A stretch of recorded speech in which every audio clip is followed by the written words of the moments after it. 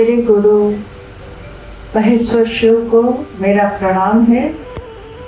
इस कालखंड के प्रथम शिव के शिष्य हम सबों के परम आदरणीय वरण गुरु भ्राता साहब श्री के चरणों में मेरा प्रणाम है। शक्ति स्वरूपा माँ नीलम आनंद जी के चरणों में मेरा प्रणाम है और यहाँ उपस्थित आप सभी गुरु भाई गुरु बहन के चरणों में मेरा प्रणाम।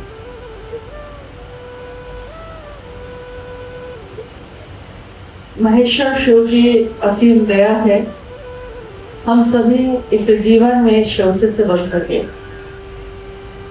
आज की इस कार्यशाला में विभिन्न बिंदुओं पे बातचीत हुई, बहुत सारे विषयों पे उसकी व्याख्या हुई।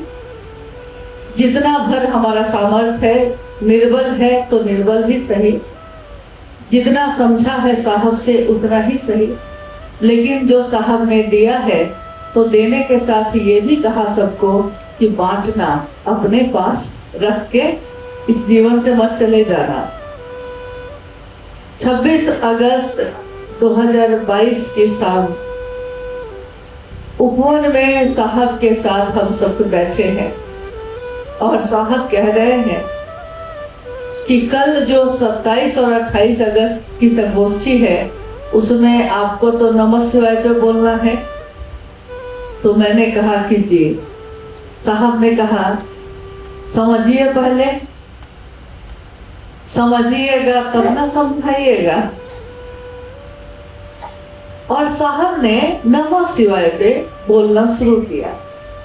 इस बीच में जो साहब का भोजन बनाते हैं एक हमारे गुरु भाई विवेक जी, वो बीच में कुछ पूछने आए तो हिम्मत नहीं हो रही थी साहब के पास आने की, तो दूर से ही इशारे से मुझसे पूछ रहा था।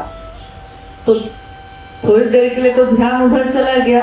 उसने इशारे से पूछा भोजन में क्या बनाए, और इस हमको बताना तो है, वो भी एक जिम्मेदारी है। उतनी ही देर बस नजर उधर गई और साहब बहुत तेज आवाज में उन्होंने कहा, 26 अगस्त 2022 की शाम की बात है ये। साहब ने कहा समझ लीजिए मुझसे, फिर कोई नहीं आएगा समझाने, कोई नहीं आएगा बताने। तो पूरा शरीर मेरा उस समय, और उसके बाद साहब उस शाम नमः शिवाय पे ही बोलते रह गए। अगले दिन 27 अगस्त 2022 को संध्या बेला में यही विषय था, नमः शिवाय, इस पे बोलना था। और जब ये विषय शुरू हुआ उससे पहले ही साहब ने कह दिया कि इस विषय को ठीक से सुन लेने के बाद फिर दूसरी कोई बात नहीं की जा सकेगी। इसलिए जब ये विषय खत्म हुआ उस दिन, तो साहब ने एक शिव तांडव स्तोत्र का हिंदी अनुवाद है उसको बजवाया, 3 बार बजवाया। आप में से कोई थे उस दिन? आप थे उसमें। और जब जब उसकी पंक्ति दोहराई जा रही थी तब तब साहब कह रहे थे सुनो क्या कहता है, सुनो सुनो क्या कहता है। वो शेष है, अशेष है, विशेष है, जो उनके जैसा धार ले वो उसके जैसा भेष है। फिर साहब कहते हैं बीच में कि सुने, महादेव जैसा तुमको नहीं होना है, महादेव ही तुम्हारे जैसा हो जाता है। उसी के नाथ हो लिए जो उनके साथ हो लिया, उसी के हो गए वो जो कहा शिवम शिवम शिवम शिवम। तो उस शाम की वो बेला जो हमने गुजारी है अपने साहब के साथ, वो न जाने कितने जन्मों के लिए पर्याप्त है। ये सुख, ये सानिध्य हम सबको जो मिला है, शायद न इतिहास में किसी को मिला होगा, न आगे भविष्य में किसी को मिलेगा। ये तो न मिलेगा, ये नहीं मिलेगा। दूसरी चीजें हो सकता है इससे सुंदर चीजें मिल जाए, ये न मिलेगा। नमः शिवाय ये एक आलेख है। आओ चले शिव की ओर पुस्तक का। आओ चले शिव की ओर पुस्तक की रचना साहबश्री ने कोरोना काल में यहाँ उपवन, जिस घर में वो रह रहे थे उसी घर में उपवन में कोरोना काल में उन्होंने लिखा था उसको।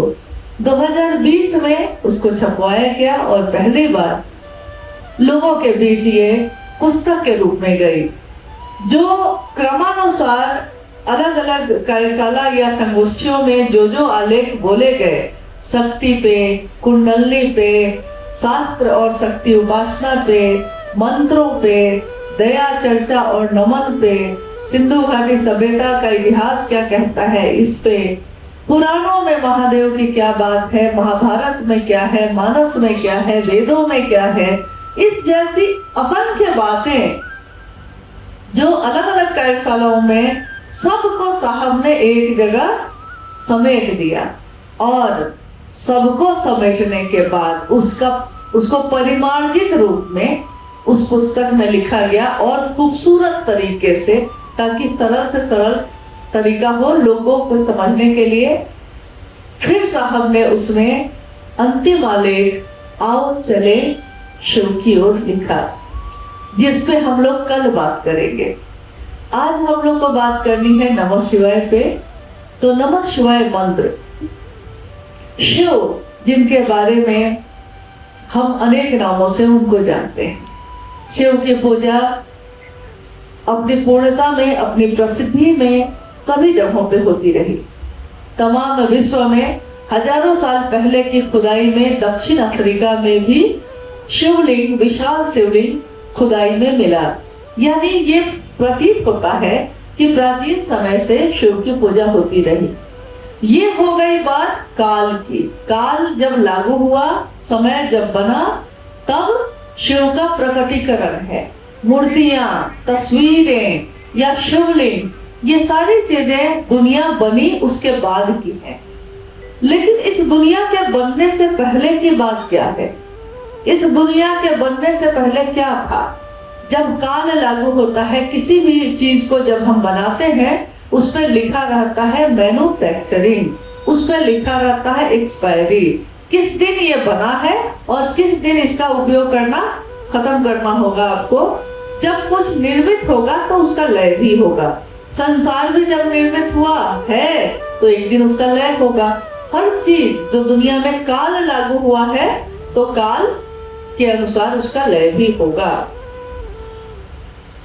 उसी समय की व्याख्या साहबश्री ने की।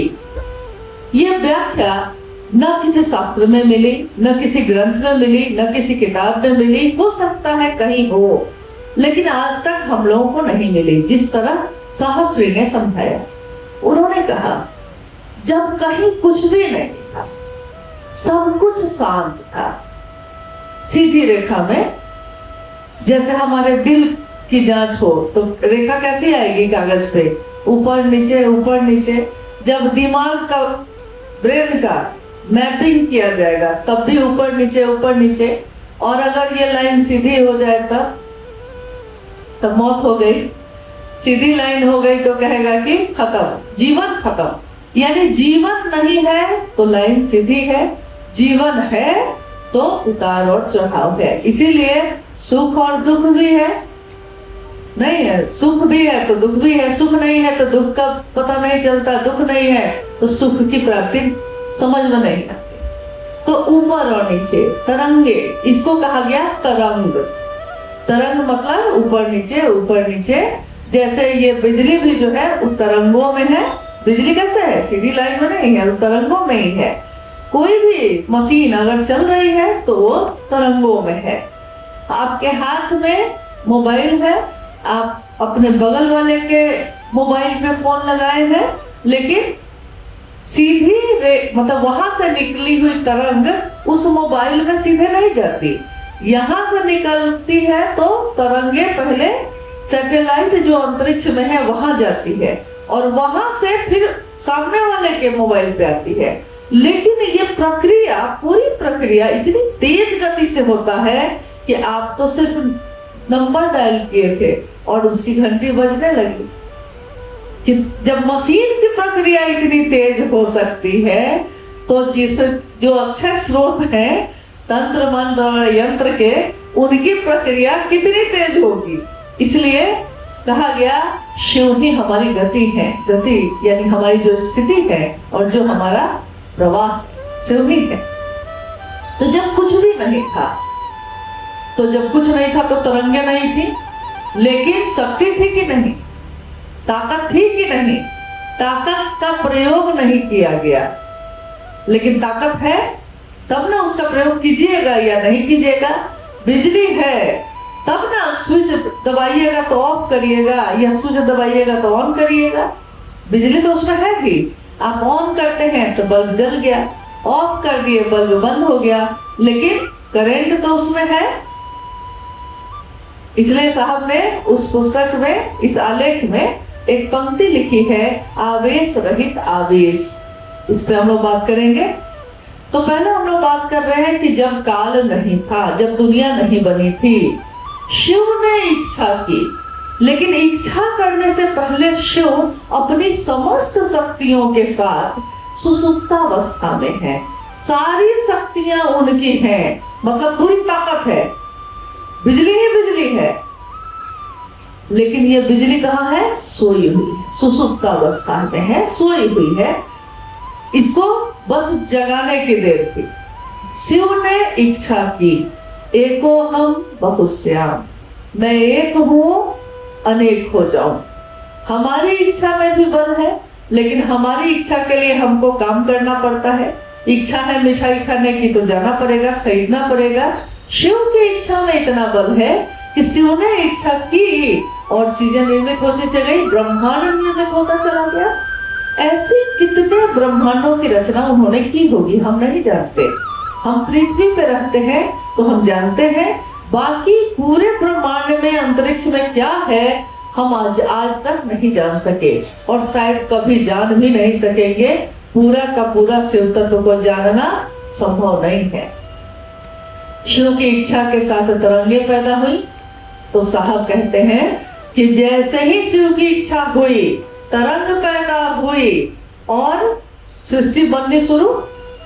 लेकिन कुछ समय लगेगा ना, कुछ तो समय लगेगा। मैं जो बोलूं और इस माइक से आवाज सुनाई दे आपको, तो मेरे बोलने में और इस माइक से सुनाई देने में सेकंड का करोड़वां सेकंड भी तो होगा ही ना, समय तो लगेगा ही।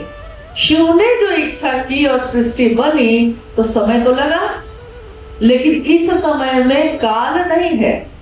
ये जो लगा ये एक आवाज है, एक ध्वनि। जैसे टक किया तो एक आवाज हुई, लेकिन उसको लिखिएगा तो क्या लिखिएगा? टक टक। ध्वनि को तो नहीं लिख सकिएगा, ध्वनि तो ध्वनि में ही सुनाई देगी। तो उसमें आवाज आई ओम आ ओ मा। ये तीनों एक साथ बोला गया तो ओम। जब भी ओम का जाप किया जाता है तो देखिएगा कि कहा जाता है कि यहां से करिए, क्योंकि ये ध्वनि है, ये शब्द नहीं है। आवाज, आवाज मतलब सुनने की, जो आप बोलिएगा और कोई सुनेगा, ये एक ध्वनि है। इसलिए शास्त्रों में भी, शिव पुराण में भी कहा गया है, लिखा गया है, ये ओम जो है ओंकार है, महामंत्र है शिव का। लेकिन ये ओंकार प्रणव मंत्र है, ध्वनि मंत्र है, इसलिए इसको ध्वनात्मक भी कहा जाता है, इसको प्रणव मंत्र भी कहा जाता है, इसको ध्वनि के रूप में जाना जाता है। जब कोई ध्वनि होगी तो ये तो हो गई शिव की इच्छा हुई और सृष्टि बनी, उस बीच में जो आवाज हुई। लेकिन जब सृष्टि बनी तो काल लागू हुआ। जैसे ही काल लागू हुआ तो सबसे पहले क्या बना? सबसे पहले बना आकाश, फिर बना वायु, फिर अग्नि, फिर जल, फिर क्षिति तत्व, मिट्टी। तो सबसे पहले क्या बना? आकाश। हमारी 5 ज्ञानेंद्रिय है जो काम करती है। 5 तत्व और 3 गुणों से ये शरीर जो बना है, इसमें 5 ज्ञानेंद्रिय काम करती है। हम छू सकते हैं, छू कर किसी चीज को जान सकते हैं। हम गंध के द्वारा किसी चीज को जान सकते हैं। हम कानों से ध्वनि सुनकर भी किसी चीज को जान सकते हैं, हम इन आंखों से किसी चीज को देख सकते हैं और हम अपनी जीभ से किसी चीज का स्वाद ले सकते हैं। तो 5 ज्ञानेंद्रिय जहां काम करती है उसको कहा जाता है स्थूल। स्थूल यानी हर चीज 5 ज्ञानेंद्रिय इस पे काम कर सकते। मिट्टी सबसे स्थूल मानी गई, मिट्टी क्षिति तत्व। लेकिन जैसे जैसे ऊपर का तत्व अब गया तो मिट्टी से ऊपर जल है, तो जल में 4 ज्ञानेंद्रिय काम करती है, अग्नि में 3 ज्ञानेंद्रिय काम करेगी, वायु में 2 ज्ञानेंद्रिय काम करेगी, आकाश में 1 ज्ञानेंद्रिय काम करेगी, शब्द सुनना। तो ओम जो ध्वनि थी, जैसे ही आकाश बना तो ये ध्वनि शब्द में प्रकट हो गया। शब्द, ये शब्द क्या था? ओम का प्रकट रूप है नमः शिवाय। शब्द, पहला शब्द। साहब ने कहा कि आप सबने कहानी सुनी होगी दक्ष प्रजापति की, सबने सुना होगा। दक्ष प्रजापति के यहाँ यज्ञ हुआ, उसने महादेव को नहीं बुलाया, लेकिन माँ सती मानी नहीं, वो जिद करके चली गई। जब जिद करके गई तो उन्होंने देखा कि मेरे पति के लिए तो आसन भी नहीं है, उनका भी अपमान हुआ। तो क्रोध में और अपमान में क्षुब्ध होकर उन्होंने अपने शरीर की आहुति अग्नि में दे दी, वो भस्म हो गई। उसके बाद की घटना है कि शिव उसके बाद तांडव जो कर रहे हैं, नटराज का नृत्य उनका शुरू होता है। लेकिन क्रोध में शिव ने क्या किया उस समय, जब तब तक उन्होंने संयम बरता। अभी भैया कह रहे थे ना कि संस्था न्यास की बात हो रही थी, जो हम लोग सुन रहे थे कि तब तक कार्रवाई नहीं करेंगे जब तक बर्दाश्त किया जा सकता है, क्योंकि शिव बर्दाश्त करने की अंतिम स्थिति है। शिव अंत तक बर्दाश्त करते हैं, लेकिन जब अंत हो जाता है तो विध्वंस भी उतना ही भयानक होता है। इसलिए उनके रौद्र रूप कभी है, उनके आंखों के लाल होने का कारण मत बनिए, साहब ने कहा। वहां महादेव जब क्रोधित हो रहे हैं तो वो अपनी जटा को तोड़ते हैं और पटकते हैं। जटा को तोड़कर जब पटके हैं वो, तो कौन पैदा हुआ है? कहानी हाँ सबने सुने हैं, इसलिए पूछे। वीरभद्र। वीरभद्र को शिव का अंश भी कहा जाता है, शिव का अवतार भी लोग सामान्य भाषा में बोलते हैं। वीरभद्र पैदा हुआ। अब साहब पूछ रहे हैं, बताओ वीरभद्र जो पैदा हुआ तो उसने सबसे पहले क्या किया? तो वीरभद्र शिव से पैदा हुआ तो उसने सबसे पहले क्या किया? पैदा तो हो गया, शिव के सामने खड़ा है, अब क्या करेगा वो? सबसे पहले शिव को प्रणाम करेगा। शिव की इच्छा हुई, सृष्टि बन गई, तो सृष्टि सबसे पहले क्या करेगी? वो शिव को प्रणाम करेगी। इसलिए नमः शिवाय शब्द शिव को प्रणाम करने का मंत्र है। ये शिव का प्राण मंत्र भी इसीलिए कहा जाता है क्योंकि शिव के प्राणों से ये निकला और पहला प्रकट यही हुआ। इसलिए शिव का प्राण मंत्र नमः शिवाय को कहते हैं।